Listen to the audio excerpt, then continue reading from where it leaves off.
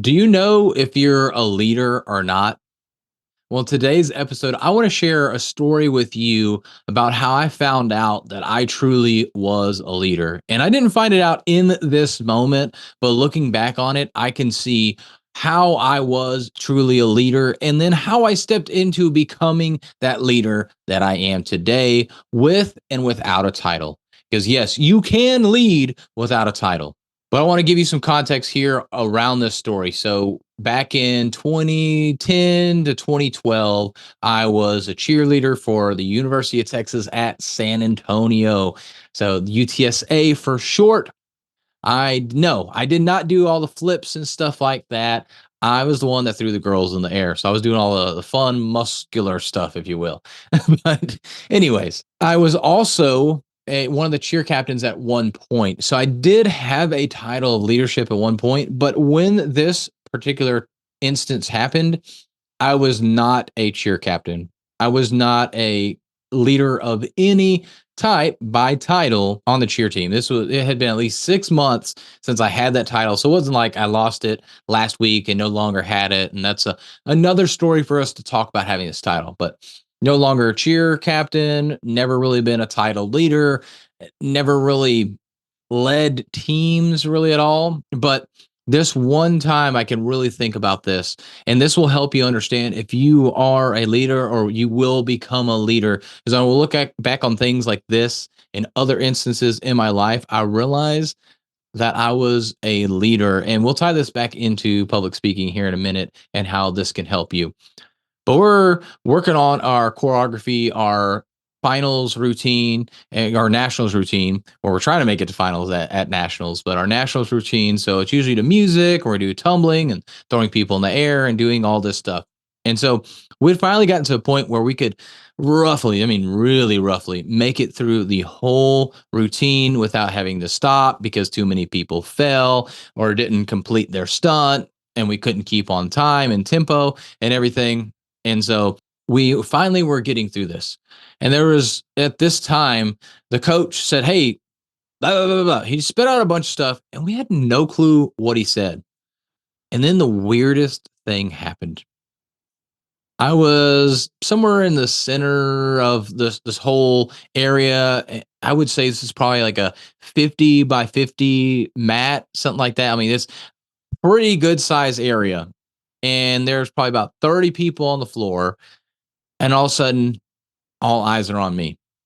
Literally in the center. I mean, people are turning their heads around. People are completely turning their bodies, everything to look at me for guidance. The coach just told us what to do, but nobody, myself included, knew what in the world he was talking about. And so they looked at me for guidance. And so I told them, well, I'm not sure what coach said, but we're going to go from here to here. And all of a sudden, music starts. And we, for that moment, nailed that routine. It still was not pretty, but that was the best we had ever done the whole routine, the whole choreography at that point. And what was really interesting to me was the fact that I had no title. When I would try and tell people about, like, hey, let's do this, let's try this, come on, let's get to practice, I would try and motivate them and everything to go to practice and try and be the leader. They didn't want me to lead. But when they needed a leader, all of a sudden they looked to me. And sometimes in our lives, this is how it is. We don't have that title of leader. We don't necessarily get the disrespect, but we don't really get the respect either as being a leader in a group.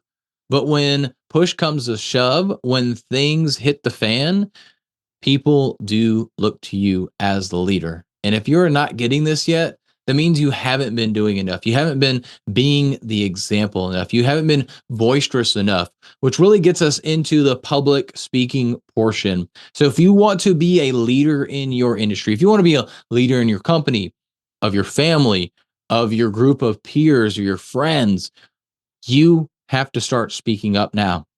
All those times that the cheerleaders didn't want to listen to me because I didn't have the title, I didn't have any kind of authority. Not that they disrespected me, but they didn't I don't really know what to call it, but it wasn't like a respect that like, oh yeah, we're gonna follow you, Philip.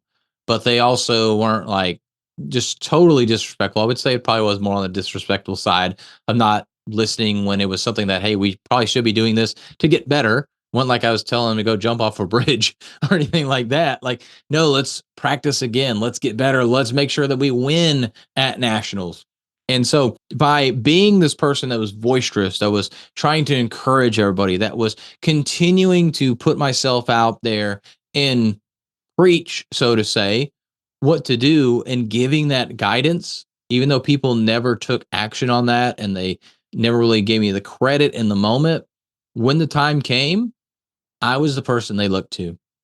And so, you being the business owner, you being the leader, even if maybe you are actually a leader, maybe you have the respect, maybe you don't. I'm talking to the person that maybe they feel like they can do a little bit more right now. Maybe they're not getting everything they want and they want more right now. What you can do is just start speaking now. Start sharing the message, your product, your service. Start sharing about what it is that you do, how you can help people. And after, who knows how long it'll take, months, years, a decade. I don't know how long it's going to take you.